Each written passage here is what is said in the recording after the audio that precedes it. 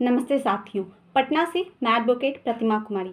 आज इस वीडियो में जानेंगे कि एक जो ज़मीन होता है उसका खाता नंबर और खेसरा नंबर और प्लॉट नंबर क्या होता है सीरीज़ वाइज। कि मान लीजिए आपका कोई ज़मीन है। सबसे पहले जानेंगे कि जो ज़मीन है वो किस राज्य में है, किस राज्य का वो ज़मीन है, फिर वो किस जिला का ज़मीन है, फिर उसके बाद आता है अंचल स्तर। अंचल स्तर पे वो जो ज़मीन है वो किस अंचल में है, फिर होता है मौजा, तो वो जो ज़मीन है आपका वो किस मौजे के अंदर आता है, फिर होता है खाता नंबर। खाता जो एक खाता होता है उसमें बहुत सारे प्लॉट नंबर होते हैं। उसके बाद हम जानेंगे कि प्लॉट नंबर क्या होता है। और एक जो ज़मीन है कोई व्यक्ति खरीदता है तो चौहद्दी क्या होता है, खाता नंबर क्या होता है, प्लॉट नंबर क्या होता है। आज इस वीडियो में इन्हीं सब बातों पर चर्चा होगी, तो इस वीडियो को ज़रूर से ज़रूर पूरा देखिएगा। आपको इस वीडियो से बहुत कुछ सीखने को मिलेगा और जानने को भी मिलेगा। तो चलिए अब इस वीडियो को शुरू करते हैं। कोई भी ज़मीन होता है तो वो सबसे पहले किसी राज्य का ज़मीन होगा, फिर उसके बाद वो किसी जिला का ज़मीन होगा। मान लीजिए पटना जिला का ही ज़मीन है। फिर अंचल, वो कौन से अंचल का ज़मीन है, दानापुर है या फिर कोई और है। फिर उसके बाद बात करते हैं कि वो किस गांव का है या किस मौजा का है। तो जहाँ पे आपका जो गांव होगा उस गांव का वो ज़मीन होगा। अब आता है खाता नंबर। कैसे पहचानेंगे कि वो कौन सा ज़मीन कौन से खाते में है, तो उसके बाद होता है खाता नंबर। एक खाते में बहुत सारा प्लॉट आता है आपका। फिर आता है प्लॉट या खेसरा नंबर से हम जानते हैं कि प्लॉट नंबर और खेसरा नंबर एक ही होता है। अब यहाँ पे आप एग्जाम्पल से समझिए कि मान लीजिए ये ज़मीन है, ठीक है। अब ये प्लॉट नंबर, ये जो ऐसे ऐसे रो में है ना, वो आपका प्लॉट नंबर है 1 2 3। 1 2 3 ये आपका खाता नंबर है। अब आइए एग्जाम्पल से समझते हैं कि मान लीजिए एक ज़मीन का ये भाग है, ठीक है। अब भाग है तो इसमें ये प्लॉट नंबर 31 है, ठीक है। ये 18 है, ये 8 है, ये सब आपका प्लॉट नंबर है। और खाता नंबर कहाँ है, तो खाता नंबर 1, खाता नंबर 2, खाता नंबर 3, ठीक है। अब ये जो आपका खाता नंबर है, अब आपका एक खाता नंबर में तो बहुत सारा प्लॉट है। आपका ये जो 2 खाता नंबर है उसमें भी बहुत सारा प्लॉट है। प्लॉट आपका 18 है, 14 है, 10 और 15 है, ये आपका प्लॉट नंबर है। और ऐसे ही आपका 3 भी है। अब बात करते हैं, कोई जो व्यक्ति है वो कोई ज़मीन खरीदता है। एग्जाम्पल से हम समझते हैं, ठीक है। मान लीजिए एक राम नाम का कोई व्यक्ति है जिसने प्लॉट नंबर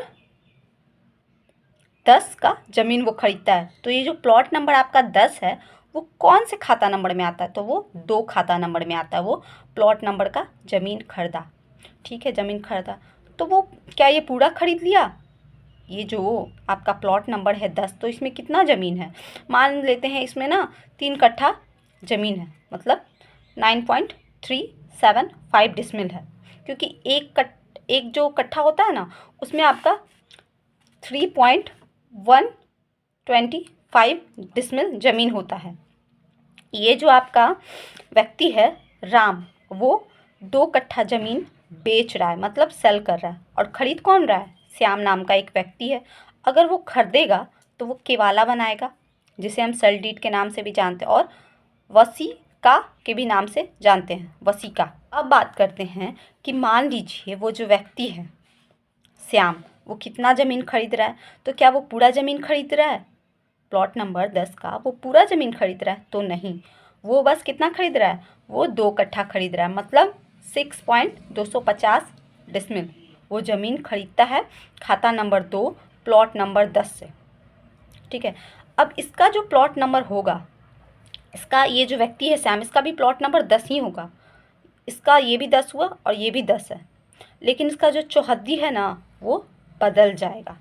अब चौहद्दी किसे कहते हैं, तो चौहद्दी का मतलब होता है कि जो चारों ओर किस किस व्यक्ति का ज़मीन है उसका क्या प्लॉट नंबर है, वो चौहद्दी में लिखा हुआ होता है। आपने कभी कोई सेल डीड देखा होगा तो उसमें ये चीज़ मेंशन होता है। अब मान लीजिए ये जो व्यक्ति है श्याम, इसका चौहद्दी क्या होगा, तो इसका जो चौहद्दी का जो प्लॉट नंबर है ना वो ऐसे हो जाएगा। मान लीजिए इसने ये 2 कट्ठा ये वाला ज़मीन खरीदा है, ठीक है। अब ये जो खरीदा है इसने, तो यहाँ पे इसका कितना है, जिससे खरीदा है उसका ये प्लॉट नंबर 10 है, इसका भी प्लॉट नंबर 10 ही है। तो अब इसका जो नॉर्थ साइड है, क्योंकि चारों तरफ का देखना होता है, उत्तर, पूरब, पश्चिम, दक्षिण।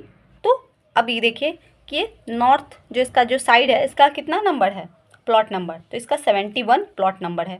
इधर में आप देख सकते हैं वेस्ट में इसका 10 है, इधर में साउथ में इसका 11 है, और इसका जो ईस्ट में है वो 15 है। तो ये इसका चौहद्दी का प्लॉट नंबर हो गया।